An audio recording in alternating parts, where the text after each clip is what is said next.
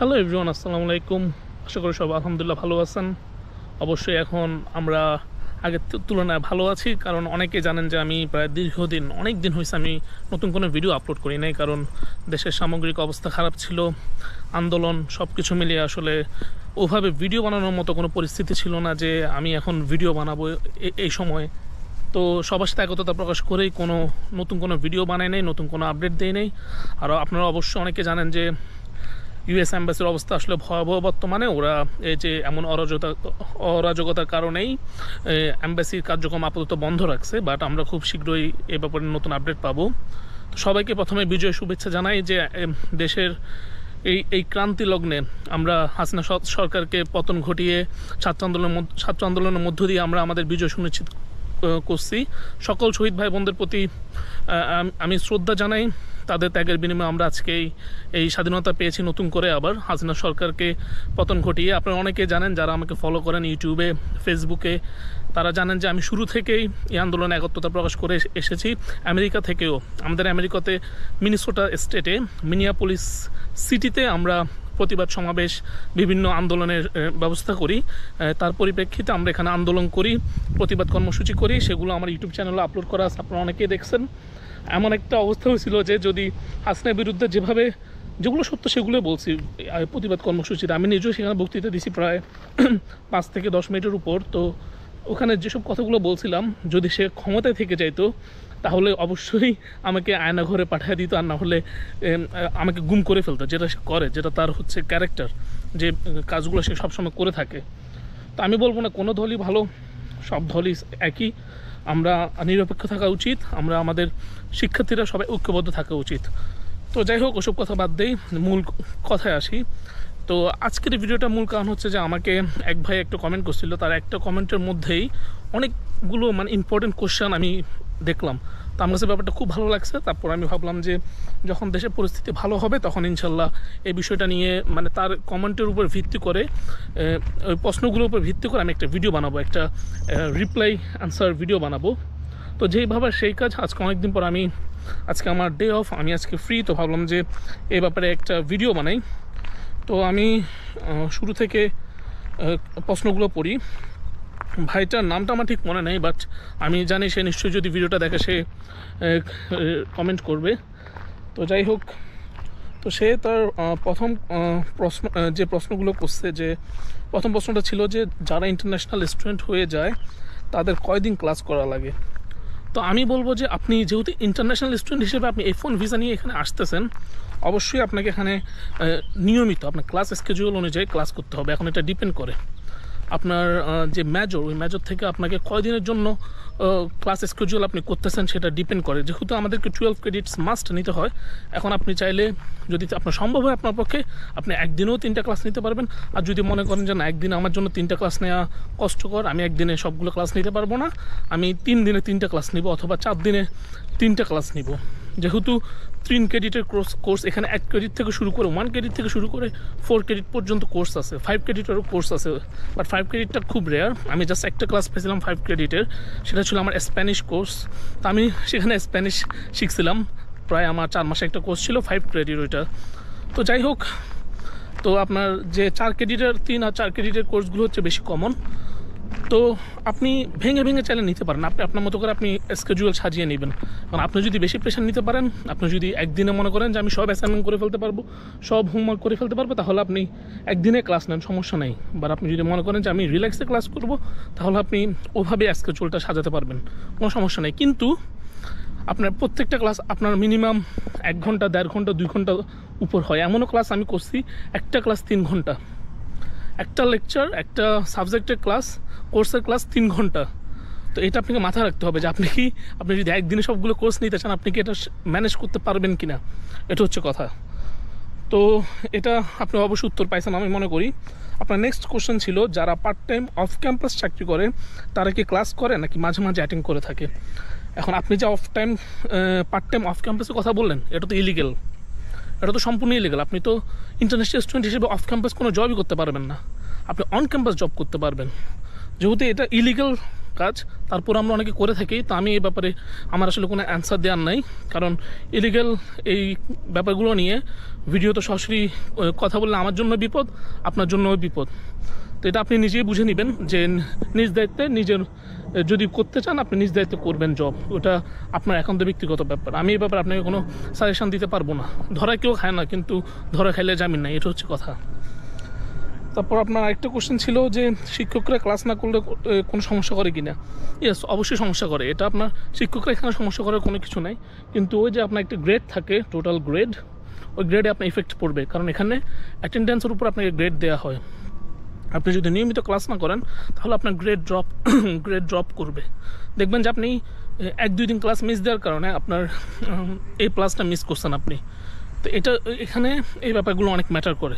তো আপনি যদি ক্লাস মিস দেওয়ারই হয়, যদি কোনো মেজর ইস্যু থাকে, মেজর কারণ থাকে, যে ধরেন ওয়েদার খারাপ, যেমন আমাদের মিনেসোটার কথা বলি, যে যখন আমরা এখানে স্নোফল হয় তখন আমরা ক্লাস অ্যাটেন্ড করতে পারি না, কারণ স্নোফলের সময়, তুষার ঝড়ের সময় আমাদের গাড়ি ড্রাইভ করতে খুব কষ্ট হয়। তো যার কারণে তখন আমরা আগে থেকেই বলে রাখি আমাদের প্রফেসরকে, যে মেল করে রাখি, তাকে ইমেল করে রাখি যে আবহাওয়া খারাপ, আমি আজকে আসতে পারবো না, তখন সে সেটা কনসিডার করে। তো এভাবে আপনাকে টেকনিক্যালি এই ব্যাপারগুলো কাজে লাগাইতে হবে। তো তারপর আপনার পরের কোশ্চেনটা ছিল যে, আমি সরি আসলে আমি হাঁটতেছি, আমার এখানে উঁচু নিচু রাস্তা, এই জন্য আমার হাঁপানি উঠে গেছে। তো এরপরে প্রশ্ন ছিল যে অফ ক্যাম্পাস জবের ব্যাপারে শিক্ষকরা ছাড় দেয় কিনা। অফ ক্যাম্পাস জব, এটা আগেও বললাম যে যেটা হচ্ছে ইলিগাল জব, এখানে শিক্ষকরা ছাড় দেওয়ার কিছু নেই। কিন্তু আপনার ইন্টারন্যাশনাল স্টুডেন্ট অ্যাডভাইজার যে থাকবে, যে আপনাকে I-20 ইস্যু করবে বা আপনার সব কিছু দেখাশোনা করবে, আপনি ইন্টারন্যাশনাল স্টুডেন্ট হিসেবে, প্রত্যেকটা ইউনিভার্সিটিতে কলেজে ইন্টারন্যাশনাল স্টুডেন্ট অ্যাডভাইজার থাকে, তারা এগুলো সব কিছু তদারকি করে। যদি তারা কোনোভাবে বুঝতে পারে বা ধরতে পারে যে আপনি অফ ক্যাম্পাস জব করতেছেন, মানে ধরা খায় না আসলে, কিন্তু তারপরেও যদি বুঝতে পারে, এই জন্য অনেক সতর্ক থাকতে হয়, এই ব্যাপারগুলো থাকে। তো তখন আসলে সমস্যা হবে, এটা হচ্ছে কথা। তারপর আপনার পরের প্রশ্ন ছিল ক্লাস না করলে কোনো সমস্যা হয় না কি, নিজের মতো করে পড়াশোনা কভার দেওয়া মনোযোগী হলেই হয়। আপনি ক্লাস যদি না করেন, এখানে কথা হচ্ছে যে এখানে ইউএসসিতে আমরা একসাথে ক্লাসে জয়েন করা মানে হচ্ছে যে একটা গ্রুপ স্টাডির মতো। আপনি যদি ক্লাস জয়েন করেন, যেহেতু আমরা ফার্স্ট ওয়ার্ল্ড কান্ট্রি থেকে না, আমাদের ফার্স্ট ল্যাঙ্গুয়েজ ইংলিশ না, আমাদের ফার্স্ট ল্যাঙ্গুয়েজ হচ্ছে বাংলা, যার কারণে ইংলিশ আমাদের সেকেন্ড ল্যাঙ্গুয়েজ ধরতে গেলে। তো এই সেকেন্ড ল্যাঙ্গুয়েজ হওয়ার কারণে আমরা অনেক কিছু বুঝতে পারি না, নিজেরা পড়তে গেলেও অনেক কিছু বুঝতে পারি না, অনেক ওয়ার্ড আমরা বুঝতে পারি না। তো আপনি যদি ক্লাসে জয়েন করেন রেগুলার, তাহলে আপনি গ্রুপ স্টাডি করতে পারবেন। যেহেতু আপনার মতো আরও ইন্টারন্যাশনাল স্টুডেন্ট আছে, আপনি তাদের সাথে গ্রুপ স্টাডি করতে পারবেন, কোনো কিছু না বুঝলে তাদের থেকে জিজ্ঞেস করতে পারবেন, হেল্প নিতে পারবেন। তো এটা হচ্ছে একটা বেনিফিট, যে নিজে পড়াশোনা করার চেয়ে গ্রুপ স্টাডি করলে বেটার। তাহলে আপনি অনেক কিছু ইজিলি জানতে পারবেন, বুঝতে পারবেন আপনার অজানা জিনিসগুলো। এটা হচ্ছে বেনিফিট। তো আমি বলবো যে রেগুলার ক্লাসে জয়েন করা ট্রাই করবেন। এগেন, আপনি রেগুলার ক্লাসে আপনি রেগুলার ক্লাসে জয়েন করলেন না, কিন্তু আপনি বাইরে ঠিকই পার্ট টাইম জব করতেছেন আপনি ইলিগেলি, তো আপনার এখানে কিন্তু পড়াশোনাতে ক্ষতি হচ্ছে। এখানে কিন্তু পড়াশোনাতে ক্ষতি হলে ওরা আপনাকে ছাড় দিবে না, ওরা আপনাকে ফার্স্ট ওয়ার্নিং দিবে, রেজাল্ট খারাপ হলে দেন আপনাকে ওরা টার্মিনেট করে দিবে আপনার ভিসা। তো এই ব্যাপারে খুবই সতর্ক থাকবেন। বাইরে জব করেন না করেন এটা আপনার এখন ব্যক্তিগত ব্যাপার, কিন্তু পড়াশোনাটাও ঠিক রাখা ট্রাই করবেন। তারপর প্রশ্ন ছিল আপনার জিপিএ এভারেজ থাকলে কি জব করলে কোনো সমস্যা আছে কিনা। এখন ভাই আমি তো বারবারই বলতেছি, আপনি জিপিএ এভারেজ রাখেন বা জিপিএ আপনার ভালো থাকুক কিংবা খারাপ থাকুক, জব করাটা সম্পূর্ণ ইলিগেল।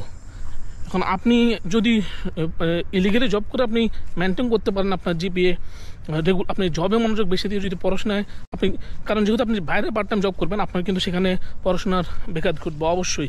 আপনি সম্মত টাইম দিতে পারবেন না, কারণ পড়াশোনা মেনটেন করা আবার জব মেনটেন করা এটা আসলে অনেকটা কঠিন হয়ে যায়। আমি আমার ব্যক্তিগত অভিজ্ঞতা থেকে বলতেছি।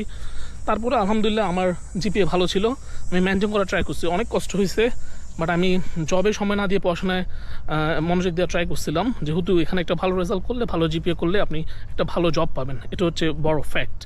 একটা ভালো জব পাবেন, ভালো স্যালারি জব পাবেন, যেটা আপনার বছরে আপনি ইনকাম করতে পারবেন 60 থেকে 80 লাখ টাকা, 60 থেকে $80,000 আপনি আর্নিং করতে পারবেন আপনার যদি একটা ভালো গ্রেড থাকে। মানে এখানে গ্রেড অনেক ম্যাটার করে জবের ক্ষেত্রে। তো আবার আপনি যেটা আপনার শুধু অফ ক্যাম্পাস জব নিয়ে আপনার পড়ে যাচ্ছেন, কিন্তু অন ক্যাম্পাস আপনারা জব করতে পারবেন, যেটা লিগেল। স্টুডেন্ট হিসেবে, ইন্টারন্যাশনাল স্টুডেন্ট হিসেবে আপনি 20 ঘন্টা অন ক্যাম্পাস জব করতে পারবেন। হ্যাঁ, তবে এটা পাওয়াটা কঠিন, কারণ হচ্ছে অনেক আপনার মতো এমন হাজার হাজার ইন্টারন্যাশনাল স্টুডেন্ট অ্যাপ্লাই করতেছে একটা পজিশনের জন্য, একটা ওপেনিংসের জন্য অনেকগুলো আবেদন। তো এটা আসলে পাওয়াটা ভাগ্যের, বাট ওখানে পেলেও আপনি ওখান থেকে আপনার ভালো একটা আর্নিং হয়, ওরাও ভালো পে করে যারা অন ক্যাম্পাস জব করে থাকে। তো অন ক্যাম্পাস জবটা হচ্ছে লিগ্যাল, এটা আপনি লিগ্যালি করতে পারবেন। তারপরে হচ্ছে আপনার রেজাল্ট কত থাকলে ঝামেলা হবে না, 2.50 নাকি 3 পয়েন্ট। আপনি মিনিমাম সবসময় চাইবেন রেজাল্টটা মোর দেন 3 পয়েন্ট মেনটেন করার জন্য, কারণ এখানে যারা খারাপ স্টুডেন্ট, আমেরিকাতে যারা মানে পড়াশোনা ভালো না, ড্রপ আউট স্টুডেন্ট বা ধরেন কোনো মতো পড়তেছে, তাদের রেজাল্ট থাকে 2.5, 2.7। তো আমাদের উচিত রেজাল্ট আমাদেরকে ভালো মেনটেন রাখা, যেহেতু আমাদের একটা ভালো জব করার দরকার। দেন আপনার কোশ্চেন ছিল কোনো সেমিস্টারে কোনো বিষয়ে ফেল করলে রিটেক দিয়ে পাশ করার ব্যবস্থা আছে নাকি বাদ দিয়ে দেয়। হ্যাঁ, আপনি রিটেক নিতে পারবেন, আপনার এই রিটেক নেওয়ার সুযোগ আছে, সেটা আপনাকে আপনার ইন্টারন্যাশনাল স্টুডেন্ট অ্যাডভাইজরের সাথে আপনার কথা বলে সেটা আপনাকে ঠিক করে নিতে হবে। আর অ্যাসিস্ট্যান্ট নিয়ে সপ্তাহে 20 ঘন্টা উপরে জব করলে কোনো সমস্যা আছে কিনা, সমস্যা পড়লে কী সমস্যা হতে পারে, আর এই সমস্যা পড়ার চান্স কতটুকু, এই ব্যাপারে অলরেডি আমার একটা ভিডিও আছে ইউটিউবে, আপনি ভিডিওটা দেখবেন। আমি আশা করি আপনি অনেকগুলো ব্যাপার ক্লিয়ার হয়ে যাবেন। রিসেন্টলি আমি ওই ভিডিওটা আপলোড করছিলাম, সোশ্যাল অ্যাসিস্ট্যান্ট যেটা হচ্ছে সোশ্যাল সিকিউরিটি নাম্বার, এই ব্যাপার নিয়ে। তো আপনি সোশ্যাল সিকিউরিটি নাম্বারটা আপনাকে দেওয়া হচ্ছে অন ক্যাম্পাস জবের জন্য, আপনি এটা দিয়ে অন ক্যাম্পাস জব করতে পারবেন 20 ঘন্টা। কিন্তু এটা যদি আপনি অবৈধভাবে আপনি বাইরে কোথাও ইউজ করেন, আপনার এগুলো কিন্তু সব ডাটাগুলো কিন্তু রেকর্ড হয়ে যাচ্ছে ওদের সার্ভারে, আপনি কত ঘন্টা কাজ করতেছেন, বা আপনি যদি 20 ঘন্টা থেকে 21 ঘন্টা কাজ করেন অন ক্যাম্পাস জব, যেহেতু এটা অন ক্যাম্পাসের মাধ্যমে আপনি সোশ্যাল সিকিউরিটি পাইছেন, আপনাকে আপনার ইন্টারন্যাশনাল স্টুডেন্ট অ্যাডভাইজর শোকজ করবে যে তুমি কীভাবে তুমি 1 ঘন্টা বেশি কাজ করছো, তোমার তো 1 ঘন্টা বেশি কাজ করার অনুমতি নেই। ওরাই আপনাকে IRS ডিপার্টমেন্ট থেকে, USCIS ডিপার্টমেন্ট থেকেই ওরা আপনার নামে নোটিফিকেশান পাঠাবে আপনার ইন্টারন্যাশনাল স্টুডেন্ট অ্যাডভাইজরের কাছে যে এই ছেলেটা ইন্টারন্যাশনাল স্টুডেন্ট, বাট তার তো 20 ঘন্টা বেশি কাজ করার অনুমতি নেই, তাহলে সে কীভাবে করতেছে, তাকে পারমিশন কি তোমরা দিছো?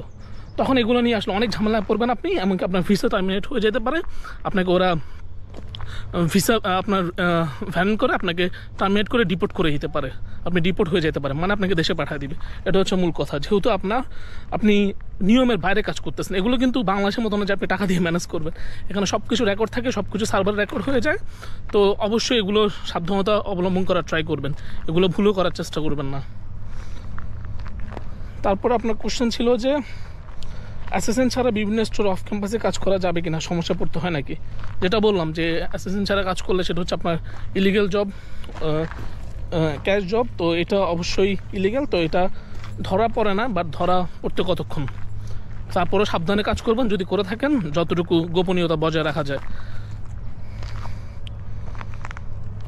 তো হ্যাঁ, আপনার অবশ্যই আপনার মনে হচ্ছে, মানে আমি মনে করতেছি আপনি অ্যান্সারগুলো পাইছেন। আপনার অনেকগুলো প্রশ্ন ছিল, আমি আপনাকে অত্যন্ত ধন্যবাদ জানাই, আপনি অনেকগুলো ইম্পর্টেন্ট প্রশ্ন করছেন। আমি এক ভিডিও তো সবগুলো অ্যান্সার দিতে পারছি, এটা আসলে আমার জন্য খুব ভালো হয়েছে, কারণ আমি সবাইকে বলি সবসময় আপনারা প্রশ্ন করুন।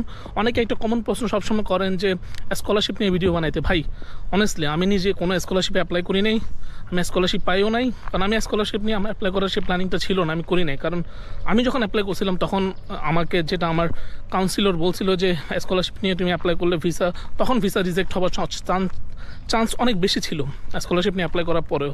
তারপরেও এই জন্য আমি স্কলারশিপ নিয়ে অ্যাপ্লাই করি নাই। আমার ব্যাঙ্ক ব্যালেন্সটা বেশি দেখায় আমি মানে যে সোর্স অফ ইনকাম এগুলো ব্যাঙ্কের সামনে এগুলো ম্যানেজ করছি।